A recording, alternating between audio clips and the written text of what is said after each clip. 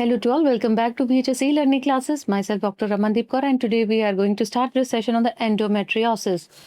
So this endometriosis, it is one of the gynecological condition in which the endometrium, that is endometrial glands and plus stroma, they are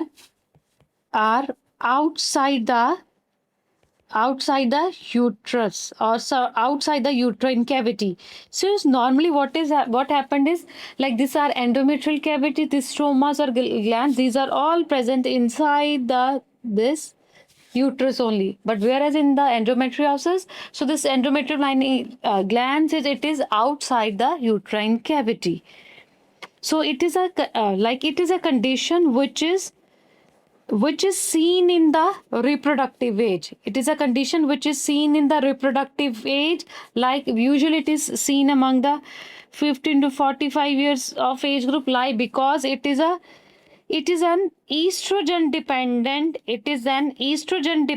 condition in which it is an estrogen dependent condition in which the estrogen is going to influence this condition. Or जब this estrogen की level कम होगा, like in the menopause, like in the during the pregnancy, so ultimately this condition will regress. So this endometriosis usually regresses in pregnancy.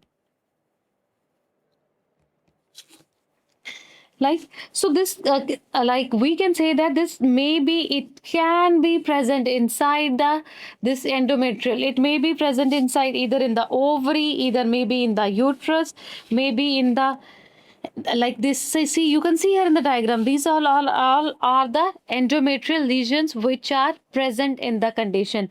Or sometimes it will lead to this chocolate cyst. So like you can see that what is this chocolate cyst is, when there is a deposition of this large amount of the blood inside the ovary. So we'll discuss about this chocolate cyst in detail in our further slides. But then further, let's talk about the sites where this endometriosis can be seen. It can be seen in the ovary, it maybe can be seen in the pouch of Douglas can, or it may be seen in the uterosacral ligaments, or maybe in the abdominal scar, usually after hysterectomy, and the sigmoid colon. This sigmoid colon is a most common extragenital. It is a most common extragenital site is there, may be seen in the episiotomy wound or the lungs, and rarely it can be seen in the spleen or the central nervous system. So like we can say that the most commonly it is present inside the ovaries, most commonly in the ovaries, then followed by the pouch of Douglas, then in the broad ligaments, and then is the uterosacral ligaments. So the risk factor for this endometriosis is, it is seen in the nulliparous, and if there is a early menarche and the late menopause is there, and if there is a low BMI, and then genetic factor is also responsible. So under the genital factor, so basically there is a gene RAS mutation is there. And if there is if the endometriosis is present among the first degree relative, so then there is 7 times more risk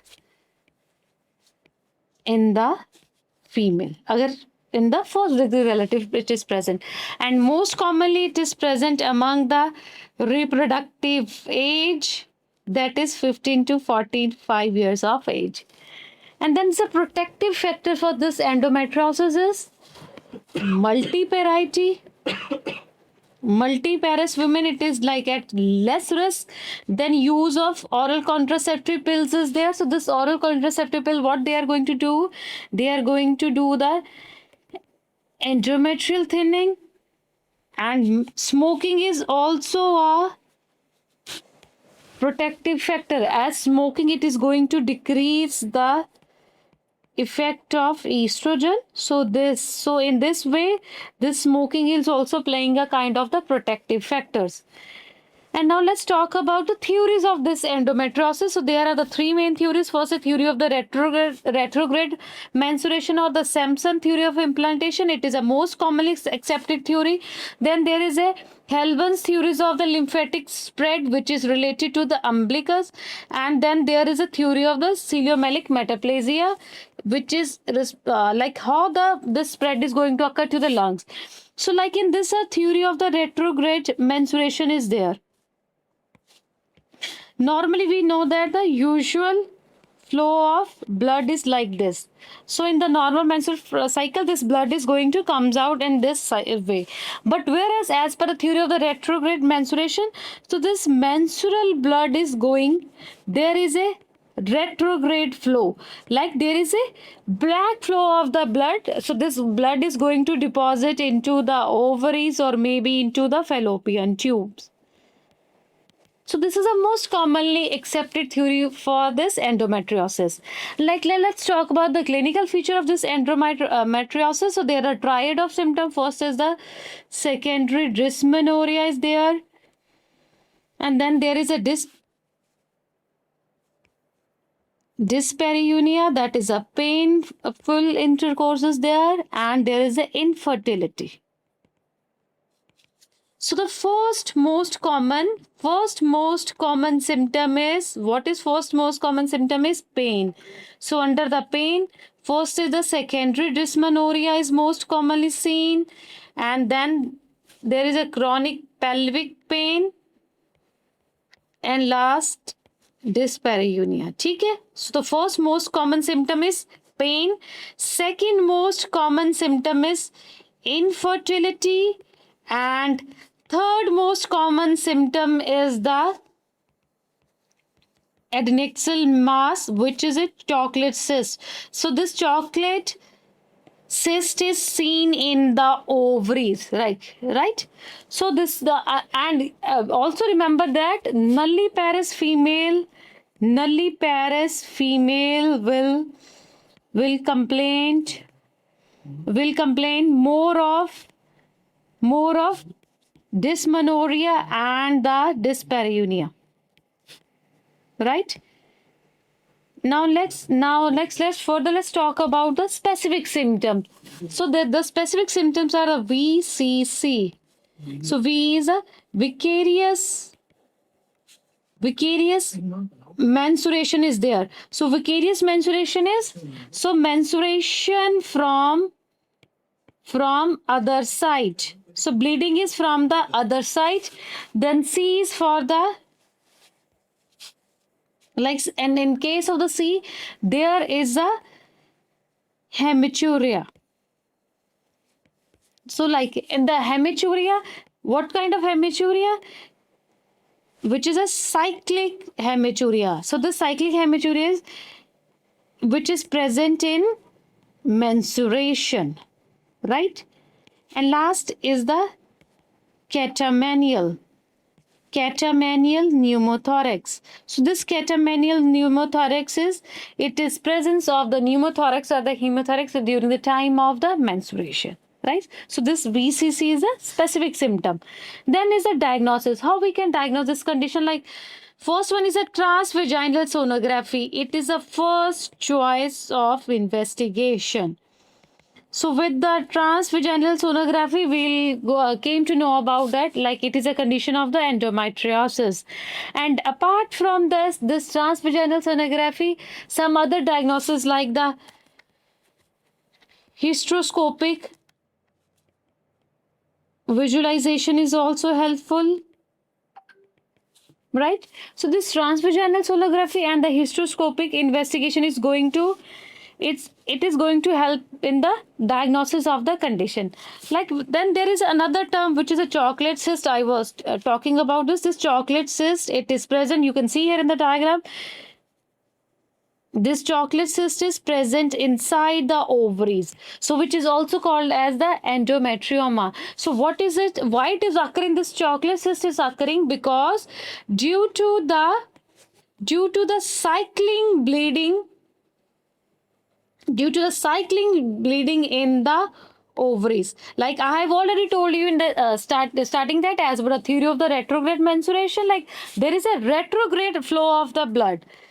So this menstrual blood was going backward. Like see, instead of coming out from here, it is going backward. So it is going to deposit in the ovaries. So due to the cyclic bleeding in the ovaries, it will lead to the, when this blood is going to deposit in the ovaries, it will lead to the formation of this chocolate cyst. Right? So it is a brown in color. White is brown in color due to the presence of the hemosiderin, and it usually indicates, and if this chocolate cyst is present, so it indicates a severe category of disease.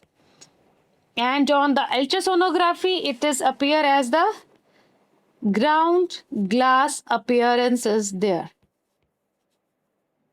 Right? And then the management. So in the management of case of the endometriosis, what we are going to do is, first we are going to treat as per the symptom. If the dysmenorrhea is there, we are going to treat the dysmenorrhea accordingly. Like if the mild dysmenorrhea is there, we are going to follow this treatment. And if moderate and severe is there, for the moderate and the severe category, we are going to give either the continuous gonadotrophin releasing hormone or the gonadotrophin releasing hormone antagonist. Right? And then the first choice of drug is the oral contraceptive pills. But if the female wants to conceive, we are going to start with the NSAIDs. And then if it fails, our second line of choice is progesterone. So this progesterone can be, second line is progesterone. This progesterone can be either the oral or the Mirena. Right? And at the third line of choices, it is a gonadotropin releasing analog or the antagonist. Right? And if all three fail, then is a surgical management we are going to do with the laparoscopic treatment is there. Right? And another drugs which we are going to use in this case of endometriosis is, it may be the danazol can be there, but its side effects like the hirsutism is there, letrozole is there, mifepristone we can also use. But the drugs which not to be used is the misoprostol, because this drug is going to increase the pain. Now the second symptom is the infertility. Like in the endometriosis, we have told that there is a triad of the symptom is there. For in case of the infertility, if there is a mild condition or the moderate or the severe. If the moderate and the severe category is there, we'll suggest the mother for the IVF. Right? And if the mild is there, mild maybe there is a anovulation is there, or maybe there is a any kind of the anatomical defect of tubes. So this we classified under the unexplained infertility. So what we are going to do in this condition is like, so it is a case of the unexplained infertility. So here we are going to manage, we are going to treat the condition with the clomiphene citrate plus intrauterine insemination, 3 cycles of intrauterine insemination. If it fails, then we are going to go for that in vitro fertilization. And then there is a management of the endometrioma, that is management of this chocolate cyst. So for this chocolate cyst, if the female, if she desires pregnancy, so we usually do not treat this condition, right? Because we need to, because as the female wants to continue the pregnancy. And but if there is a severe condition is there, severe like family is completed, in that condition we'll go for the surgical management of this endometriosis. So with this, our topic of the endometriosis finishes. Thank you so much. Have a nice day.